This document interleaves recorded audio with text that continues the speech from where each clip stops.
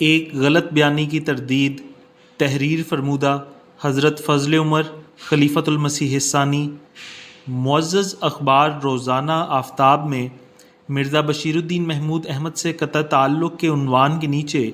ایک صاحب کا خط شائع ہوا ہے، جنہوں نے اپنا نام مستری عمر بخش اور پتہ انجن ڈرائیور کوہاٹ بتایا ہے۔ یہ صاحب تحریر فرماتے ہیں کہ انہوں نے 17 ستمبر 1915 میں میری بیعت کی تھی اور مدت تک میرے وعظ اور خطبات کا مطالعہ کرتے رہے، لیکن مجھے اپنی خواہشات پر اسلام کو قربان کرنے والا دیکھ کر انہیں مجھ سے قطع تعلق کرنا پڑا، جس کا وہ اخبار آفتاب کے ذریعے اعلان کرتے ہیں۔ اس نفسانیت کی ایک مثال وہ یہ لکھتے ہیں کہ ان کو میری طرف سے تحریک کی گئی کہ وہ مسئلہ خلافت سے اپنی بے تعلقی کا اظہار کریں تاکہ گورنمنٹ خوش ہو کر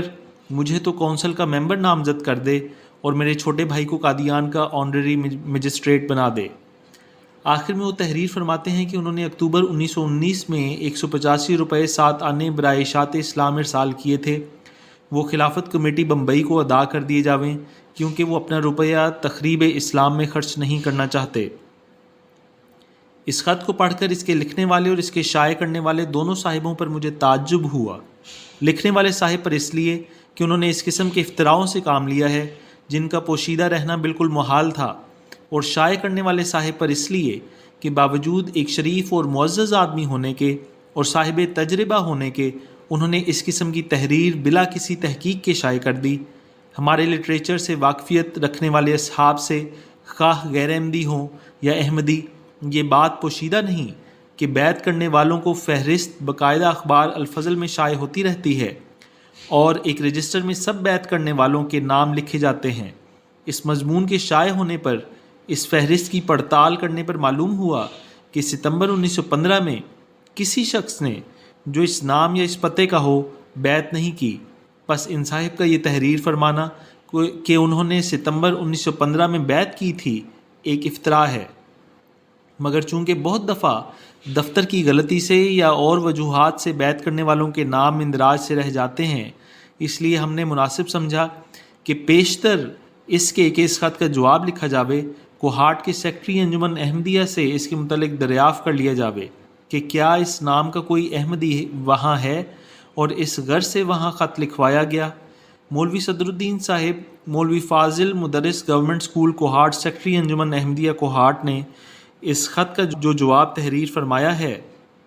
اس سے معلوم ہوتا ہے کہ اس نام اور پتے کا کوئی احمدی وہاں نہیں ہے، بلکہ اس نام اور اس پتے کا کوئی آدمی ہی کوہاٹ میں نہیں ہے۔ وہ تحریر فرماتے ہیں خاکسار بھی تقریباً 16 ماہ سے یہاں ہے اور اس سے پہلے بھی انجمن کوہاٹ کا وجود تھا، لیکن نہ میری موجودگی میں کوئی ایسا احمدی جماعت کا ممبر تھا اور نہ سابقہ کاغذات میں اس شخص کا نام درج ہے۔ مگر اسی پر بس نہیں، اس سے بڑھ کر یہ لطیفہ ہے کہ وہ تحریر فرماتے ہیں کہ انہوں نے شہر میں تحقیقات کی کہ اس نام کا کوئی انجن ڈرائیور ہے بھی کہ نہیں، تو ان کو معلوم ہوا کہ کوہاٹ میں 4 جگہ ہیں جہاں انجن سے کام ہوتا ہے: ریلوے اسٹیشن، ملٹری ورکس گودام، برف خانہ فوجی، برف خانہ شہر کا متصل تحصیلی دروازہ۔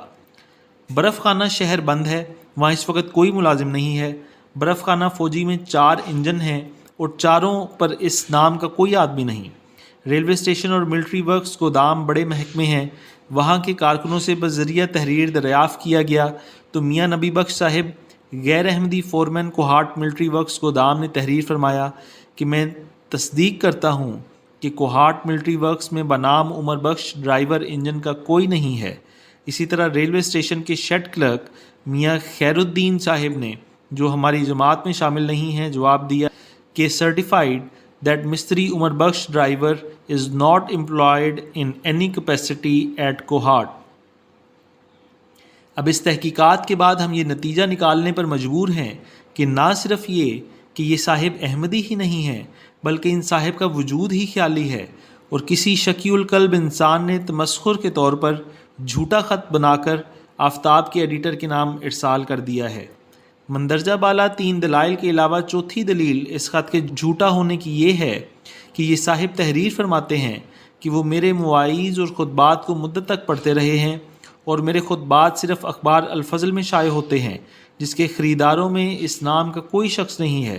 اور ہمارے اخبار ایجنسیوں کی معرفت فروخت نہیں ہوتے کہ کہا جا سکے کہ یہ صاحب کسی ایجنسی سے اخبار خرید کر پڑھ لیا کرتے تھے۔ پانچویں دلیل ان صاحب کے جھوٹا ہونے کی یہ ہے کہ انہوں نے یہ لکھا ہے کہ اکتوبر 1919 میں انہوں نے 185 روپے ساتھ آنے کی رقم اشاعت اسلام کے لیے بھیجی تھی۔ ہمارے ہاں باقاعدہ دفاتر ہیں جہاں ایک ایک پیسے کی رقم درج ہوتی ہے۔ جو منی آرڈر وغیرہ براہ راست محاسب کے نام آتے ہیں وہ تو ان کے حسابات میں درج ہوتے ہی ہیں، اور جو میرے نام آویں وہ بھی خواہ میرے ذاتی ہوں یا چندے کے دفتر محاسب میں جاتے ہیں، اور وہاں سے ایک رجسٹر پر درج ہو کر پھر میرے پاس بغرض دستخط آتے ہیں، اور میرے دستخط کر دینے پر وہی دفتر ان کو وصول کرتا ہے، اور اگر کوئی میرا ذاتی روپیہ ہو تو مجھے ادا کر دیتا ہے، ورنہ وہیں دفتر کے حسابات میں اس کو جمع کر لیتا ہے۔ ان تمام رجسٹرات میں اس نام کے کسی شخص کی کوئی رقم درج نہیں ہے، بلکہ جھوٹے کو اس کے گھر تک پہنچانے کے لیے ڈاک خانے سے بھی دریافت کیا گیا کہ کیا اس نام کے کسی شخص کی کوئی رقم اس ماہ میں آئی ہے، تو انہوں نے انکار کیا۔ ان تمام شہادات کے بعد میں امید کرتا ہوں کہ پبلک اس خط کے لکھنے والے کی شرافت اور انسانیت کا اچھی طرح اندازہ کر سکے گی، اور اسے معلوم ہو جاوے گا کہ بعض لوگ تعصب میں اندھے ہو کر کس قدر ذلیل حرکات کے مرتکب ہو جاتے ہیں، اور ان جھوٹوں پر ہی قیاس کر کے وہ سمجھ سکے گی کہ کونسل کی ممبری اور آنرری مجسٹریٹی کے حصول کا الزام بھی اسی قسم کے اتہامات میں سے ہے۔ اللہ تعالیٰ شاہد ہے کہ کونسل کی ممبری کیا اس سے ہزاروں گنے بڑھ کر بھی کوئی دنیاوی عزت ہو تو وہ میری نظروں میں ایک تنکے کے برابر بھی قدر نہیں رکھتی۔ مجھے اللہ تعالیٰ نے جو مقام دیا ہے اس کے مقابلے میں یہ گورنمنٹ یا کوئی اور گورنمنٹ مجھے دے ہی کیا سکتی ہے۔ مجھے فخر ہے کہ خدا تعالیٰ نے خدمت اسلام کا موقع دیا ہے، اور اس سے بڑھ کر اور کیا عزت ہو سکتی ہے۔ کیا اسلام کا خادم اور محمد رسول اللہ صلی اللہ علیہ وآلہ وسلم کا غلام ہونے سے بڑھ کر اور کوئی مقام ہے جس کے حصول کے لیے انسان کوشش کر سکتا ہے، پھر جسے وہ حاصل ہو یا کم سے کم وہ خیال کرتا ہو کہ اسے وہ مقام حاصل ہے؟ دنیا کی عزتیں اس کی نگاہ میں جج ہی کیوں کر سکتی ہیں؟ نادان انسان اپنے پر دوسروں کو قیاس کرتا ہے۔ وہ خیال کرتا ہے کہ جس طرح میرا دل دنیا کی محبت سے بھرپور ہے، اسی طرح ہر ایک شخص اس محبت کے جذبات کا متوالا ہے، مگر اسے کیا معلوم ہے کہ دنیا میں ایسے وجود بھی ہیں جو اس دنیا کو مردار سے زیادہ حقیر خیال کرتے ہیں اور اس کے ساتھ اسی قدر تعلق رکھتے ہیں جس قدر تعلق رکھنے کے لیے شریعت اور احکام اسلام انہیں مجبور کرتے ہیں۔ میں آخر میں ان تمام لوگوں سے جو اپنے دل میں اسلام کا درد رکھتے ہیں التجا کرتا ہوں کہ وہ اسلام کی موجودہ حالت پر غور کریں اور سوچیں کہ کیا یہی ذرائع ہیں جن سے اسلام ترقی کر سکتا ہے۔ مانا گو یہ غلط ہے کہ میں اور میری جماعت ترکوں کی دشمن ہے، مانا نعوذ باللہ من ذالک کہ ہم اپنے فوائد پر اسلام کو قربان کر رہے ہیں، لیکن کیا اگر ہم گندے ہیں تو ضروری ہے کہ آپ لوگ بھی گندے ہو جاویں؟ کیا اگر ہم جھوٹے ہیں تو آپ لوگوں کو بھی جھوٹ بولنا شروع کر دینا چاہیے؟ اگر ہم لوگ فریب کرتے ہیں تو آپ لوگوں کو بھی فریب سے کام لینا چاہیے؟ کیا اسلام کی ترقی نعوذ باللہ من ذالک بغیر جھوٹ، اتہام اور فریب کے نہیں ہو سکتی؟ اے کاش آپ لوگ سمجھتے کہ اسلام ان تدبیروں کا محتاج نہیں، جھوٹ اپنے قیام کے لیے جھوٹ کا محتاج ہوتا ہے، مگر سچ اپنی ترقی کے لیے سچ کے سہارے کے سوا اور کوئی سہارا نہیں چاہتا۔ وہ سچ ہی کیسا جس کی تائید کے لیے جھوٹ بولنا پڑے،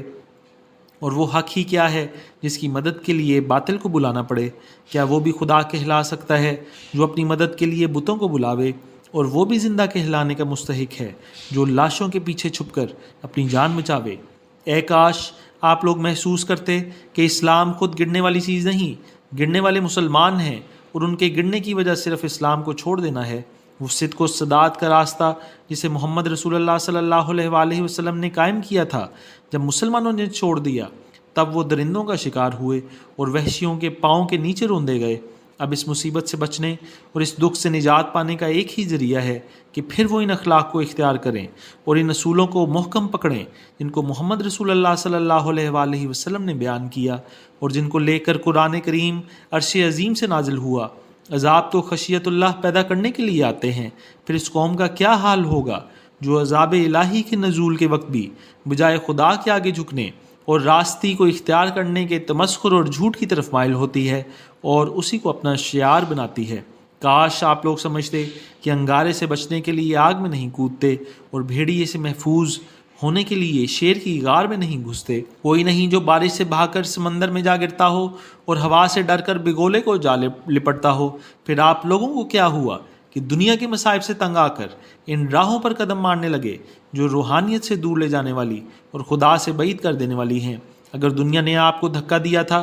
تو کیا آپ کے لیے ایک ہی راہ کھلی نہ تھی کہ آپ خدا تعالیٰ کی طرف جھکتے اور اپنے گناہوں کا اقرار کرتے اور اس کے آگے مردہ کی طرح اپنے آپ کو ڈال دیتے اور ہر ایک گند سے اپنے آپ کو پاک کر دیتے اور جھوٹ اور فریب اور تمسخر اور اظہار ثانی سے ایسے دور ہو جاتے کہ گویا اس سے کبھی کسی کا تعلق ہوا ہی نہیں، اور خشیت اللہ کے آثار آپ کے چہروں سے نمایاں ہوتے اور محبت الہی کا نور آپ کی پیشانیوں سے ٹپکنے لگتا۔ تب خدا کی محبت کا ہاتھ آپ کو کھڑا کر دینے کے لیے آپ کی طرف بڑھتا اور اس کے رحم کی آواز آپ کو خوش آمدید کہنے کے لیے بلند ہوتی اور اس کی رحمت کا سایہ آپ کے اوپر چھا جاتا اور پھر اس کی غیرت بھڑکتی اور آپ کے دشمنوں کو خس و خاشاک کی طرح جلا کر راکھ کر دیتی۔ اسلام پہلے بھی صداقت کے زور سے بلند ہوا اور اب بھی اسی کے ذریعے سے ترقی کرے گا۔ جھوٹ مٹایا جاوے گا، خواہ مسلم کی زبان پر ہو خواہ کافر کی زبان پر، باطل کچلا جاوے گا، خواہ ایمان کے جبے میں ظاہر ہو یا کفر کے کوٹ میں۔ پس جھوٹ کو چھوڑ دو اور حق کو اختیار کرو